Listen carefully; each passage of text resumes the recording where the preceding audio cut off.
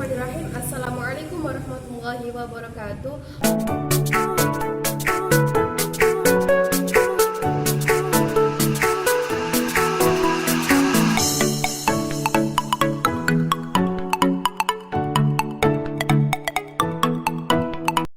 Alhamdulillahirabbil alamin. Semoga masih dengan moto khairun nas anfa'uhum linnas, karena sebaik-baik manusia adalah manusia yang bermanfaat bagi manusia lainnya.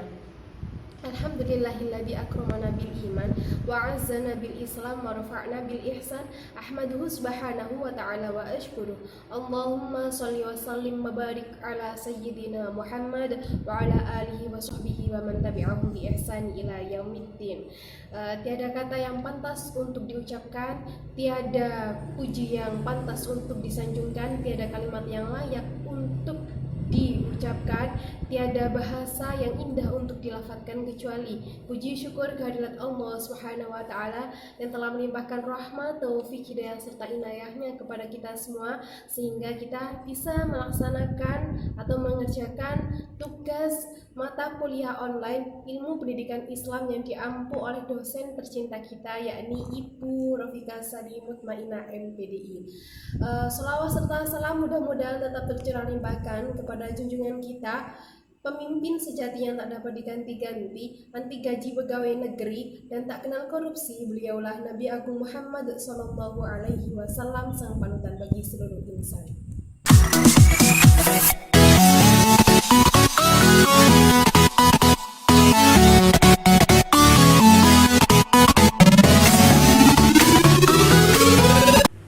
Materi yang akan saya angkat di sini adalah pembentukan karakter bangsa melalui pendidikan agama Islam.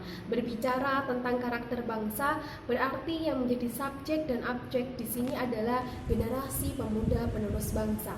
Masa muda adalah masa yang penuh dengan romantika kehidupan, penuh dengan harapan. Pemuda juga memiliki fisik yang masih kuat, mental yang masih akurat, dan memiliki semangat yang tidak pernah luntur, kekuatan yang tidak pernah redup, bahkan keberanian yang tidak pernah hancur.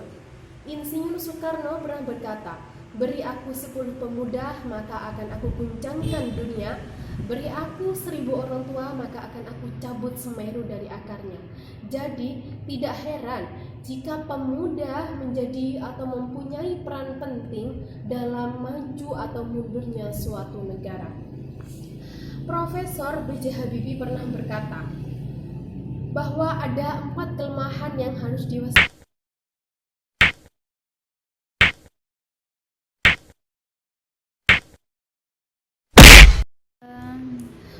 Profesor B.J. Habibie pernah berkata bahwa ada 4 kelemahan yang harus diwaspadai yang ada dalam diri pemuda Indonesia.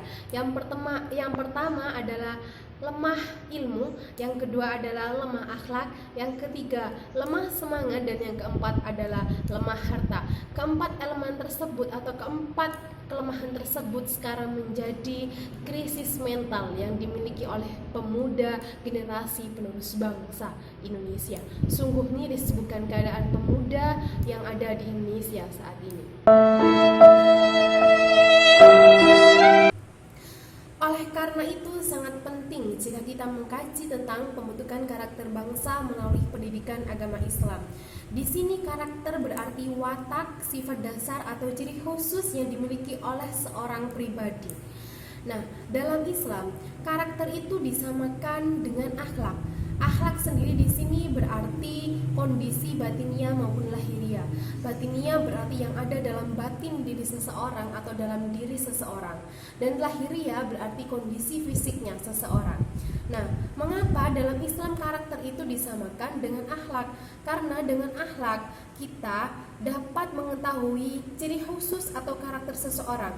Dengan akhlak kan berarti tingkah laku. Maka dengan kita mengetahui tingkah laku seseorang, kita dapat membaca karakter seseorang tersebut. Nah, urgensi akhlak tersendiri itu ada dalam Quran surat An-Nahl ayat 90 yang berbunyi, A'udzubillahi minasyaitonir Bismillahirrahmanirrahim. Innallaha ya'muru bil 'adli wal ihsan wa ita'i dzil qurba وينهى عن الفحشاء والمنكر والبغي يعظكم لعلكم تذكرون. Nah, dalam surah tersebut Allah itu menganjurkan kepada kita untuk berbuat adil dan kebajikan dan melarang kita untuk berbuat keji dan kemungkaran. Menurut salah satu ahli, yaitu Mubarak, mengatakan bahwa kualitas akhlak itu dilihat dari 3 indikator. Yang pertama, kesesuaian ucapan dan perbuatan. Jadi kalau misalkan kita menginstruksi atau menyampaikan kepada peserta didik kita bahwa kita harus melaksanakan sholat 5 waktu, maka ucapan yang kita ucapkan itu harus sesuai dengan apa yang kita perbuat.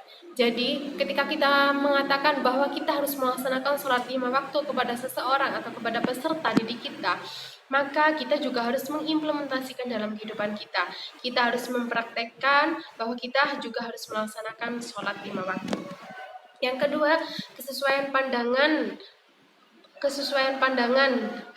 satu hal dengan hal lainnya. Ketika kita memandang seseorang, jangan hanya memandang dari sisi buruknya, tapi kita juga harus memandang dari sisi kebaikan mereka. Yang ketiga adalah pola hidup sederhana. Orang yang mempunyai akhlak yang mulia, maka pola hidupnya akan sederhana, tidak akan menampakkan semua kelebihannya, kelebihan ilmu, baik ilmu maupun harta yang dimilikinya. Pendidikan agama Islam mempunyai 2 fungsi. Yang pertama adalah aspek individu, yang kedua adalah aspek masyarakat.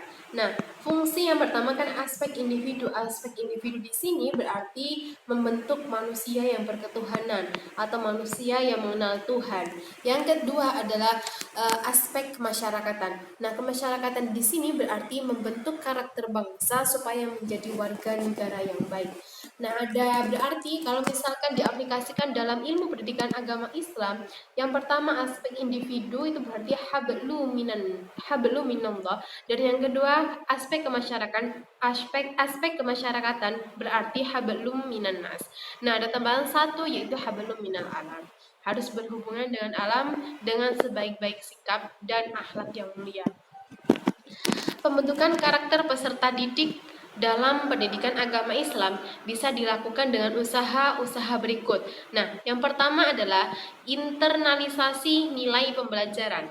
Internalisasi nilai pembelajaran di sini dapat dilakukan melalui tiga elemen. Yang pertama, transformasi pengetahuan. Transformasi pengetahuan atau transformation of knowledge di sini berarti kita mentransformasikan atau memberikan stimulus kepada peserta didik.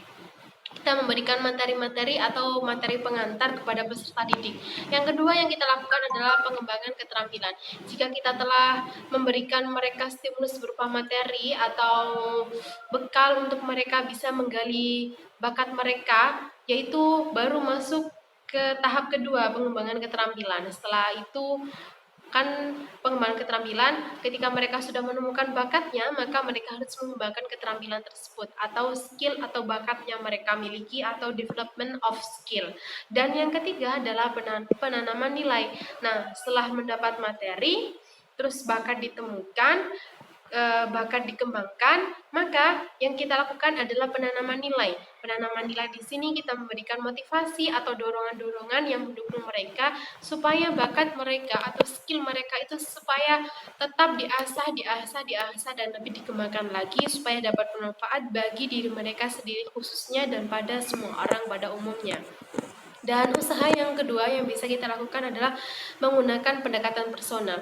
Pendekatan personal di sini kenapa kok bisa kita lakukan atau bisa kita jadikan sebagai usaha untuk membentukkan karakter peserta didik dengan pendidikan agama Islam?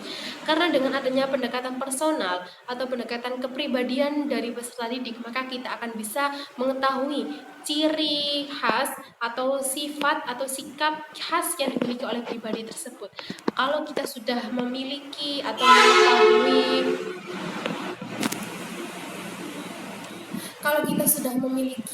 atau mengetahui karakter dari pribadi seseorang, maka kita juga akan mudah untuk menggali atau memberikan bimbingan kepada mereka untuk supaya tetap mengembangkan keahlian atau skillnya.